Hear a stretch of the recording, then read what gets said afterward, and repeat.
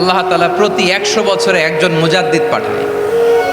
প্রতি 100 বছরে একজন মুজাদ্দিদ, যিনি সমাজকে সংস্কার করেন। আল্লামা দেলোয়ার হোসেন সাঈদী রহিমাহুল্লাহ ছিলেন তেমন একজন মুজাদ্দিদ। চিৎকার করে বলেন ঠিক কি না?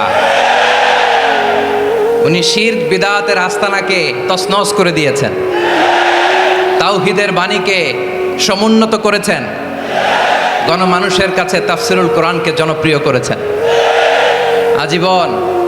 আজীবন তিনি ইসলামকে বিজয়ী শক্তি হিসেবে দেখার স্বপ্ন দেখতেন।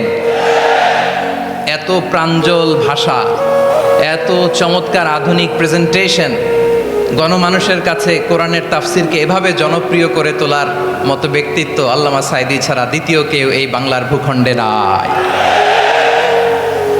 এই যে তাফসিরুল কোরআন, এই যে টার্মিনোলজি, এই টার্মটাই উনি আসলে জনপ্রিয় করেছেন। আমরা আগে জানতাম না যে এভাবে তাফসির করা যায়, এভাবে scientific indications of the Holi কোরআনকে মানুষের কাছে পেশ করা যায়, এভাবে এত জীবন ঘনিষ্ঠ করে, এত ইন্টারেক্টিভ করে কোরআনের কথাগুলো মানুষের কাছে উপস্থাপন করা যায়।